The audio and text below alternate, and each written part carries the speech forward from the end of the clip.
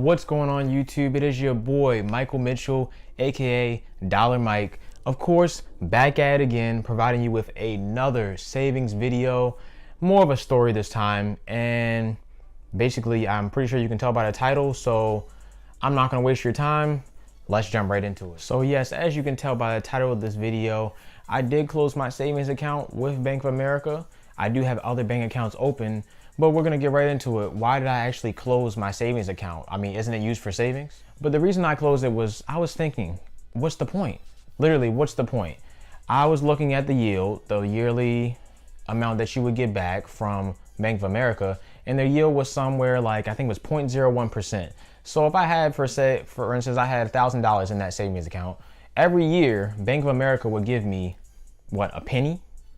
10 cents? What's the point? Another reason I actually closed the bank account was for the fees.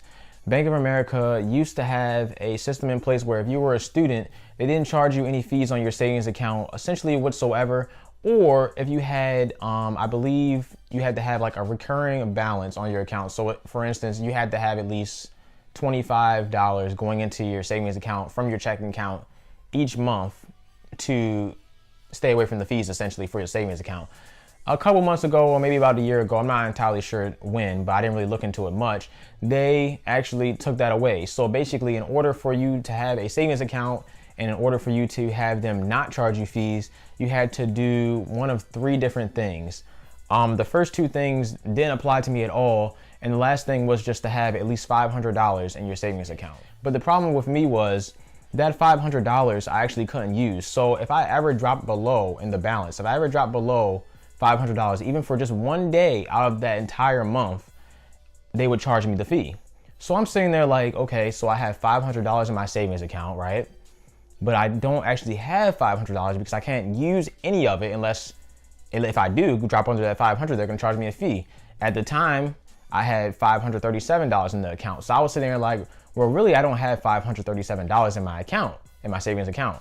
I have $37 in my savings account because that's all I could use. So I was just like, well, no, I don't really see the point. And then I look at places like Acorns, I look at places like Qapital, I look at other banks, and they don't charge you a fee at all, and they offer a higher yield percentage. Some places that actually offer that higher yield percentage, like 2.25%. Like, you might think that's not really a lot of percent, but I mean, it's better than getting a penny back. I mean, what's a penny? What am I gonna do with that? If you have a lot of money in your savings account, it's best to either put it in another savings account that's going to offer you a high yield yearly, like a Marcus by Goldman Sachs. You could put it into Acorns, which I of course made a video about and I highly recommend you use. You could toss it into Qapital, which also has just a normal savings account for all your goals, and an investment account, which a new video will be out on that soon.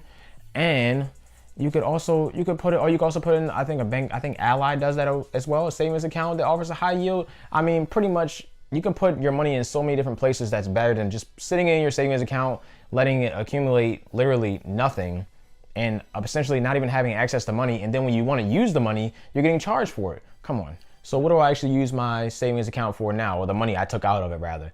So basically, I took the money out of it and I split it up. I put some of it into Qapital, I put some of it into investing. I tossed some of it into like Robinhood. A new video will be out for that shortly, but if you want to get ahead on Robinhood, or you already know what Robinhood is, basically you can invest in stocks and different companies and stuff you may like. I'll have a link for that in the description.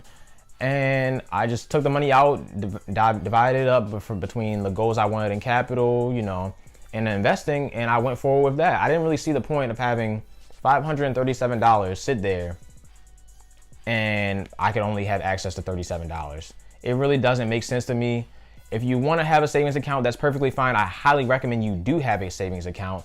All I'm essentially saying is open it with someone else. If you have like Marcus by Goldman Sachs or Barclay, they also have a savings account. If you want to open it somewhere else, do that. At least you'll get a higher yield percentage and they might not charge you as many fees, or they'll just have no fees at all.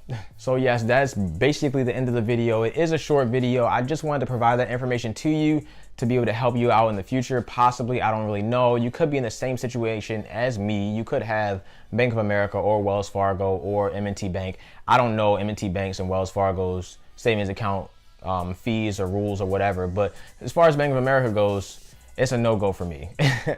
You guys have a good day.